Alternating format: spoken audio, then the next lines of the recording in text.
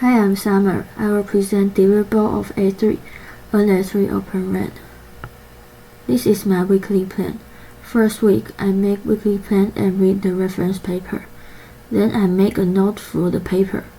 Second week, I plan to install NS-ORAN and connect 5G NS3 with ORAN near RT rig. For third week, I make a note for installation and record presentation and demo video. And the problem need to solve in this paper is nowadays the complexity and scale of 5G and beyond RANs is higher, and classic RAN architecture has some limitations. Network functions with base station on black box hardware are considered static and hard to reconfigure on demand without manual on-site intervention.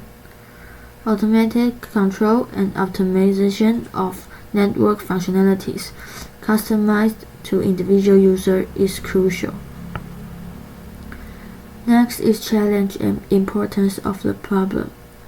Our architecture as a solution for the problem I mentioned above.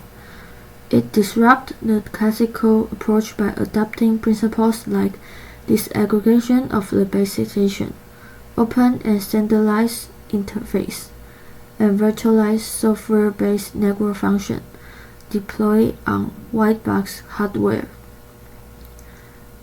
Implementation of traffic steering XF is also a solution, and for the challenges in traffic steering is involving radio access technologies and use cases, introduce new challenges and require newer optimization strategies. For design and test intelligent RAN control solutions, it requires proper training with data collection on a large-scale setup, and it isolated environment for testing and online exploration to avoid impact the performance of production RANs. Here is the assumptions.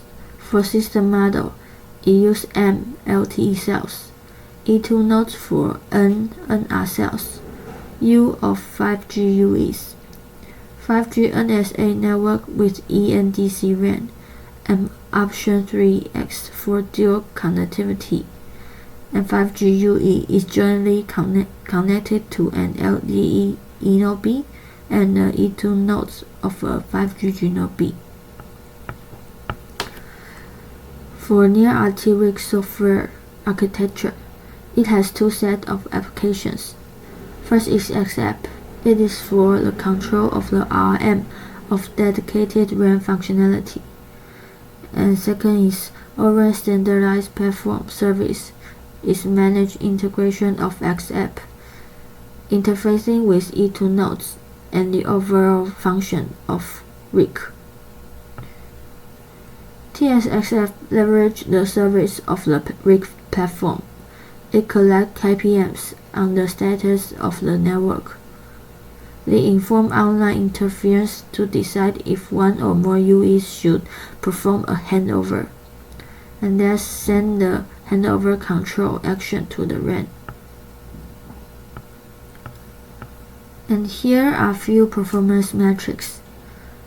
First is average user signal to interference plus noise ratio, is to evaluate channel quality to understand the quality of communication signal. Throughput used to consider the average user throughput at the packet data coverage protocol layer, including both LTE and NR split barriers. 10th and 95th percentiles of user throughput is to analyze the percentiles of throughput disruption across all users. Spectral efficiency examines the average value for each user and cell. The 10th percentile and the percentage of physical resource block used for downlink traffic. And last one is mobility overhead, used to measure the number of handovers per unit time, weighted by a throughput factor, representing the average throughput for each user over the same unit time. A basic concept adopted to solve the problem. The top two I already mentioned above, so I skip it. For algorithm, it considers as objective function the weighted cumulative sum of the logistic throughput of all the UEs across time, as a function of their instantaneous target, primary cell of the secondary node. MTS optimization, it uses data-driven AI power, Markov decision process, RL techniques, modeling of Q function and loss function, CN design, multi-UE control, and single RL agent. Last part is result they use to demonstrate that the problem is solved. In Figure 7.8, the RL agent consistently improves average user throughput by approximately 50% in the 850 MHz deployment. In Figure 7b, the RL agent enhances SINR compared to baselines, indicating improved signal quality for users. The SINR improvement is sustained with the growth in the number of users. In Figure 7c and 7d, there are substantial gains of approximately 30% for the 10th percentile and around 60% for the 95th percentile. In Figure 8a and 8b, it enhanced spatial efficiency, resulting in throughput improvement of 52% and 35% respectively. And in Figure 8c, showcasing its ability to hand over users to target cells with higher residual PRPs.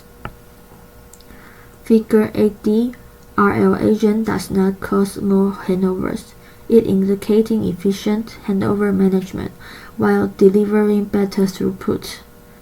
And Figure 9 compare its relative gains in performance across different KPM in 850 MHz and C-band. And for the Figure 10, it shows the consistently higher cell edge user throughput in a different frequency band and user scenario. Next one is Figure 11. It improves the average cell spectral efficiency for various traffic types. And this is end of my presentation. Thank you.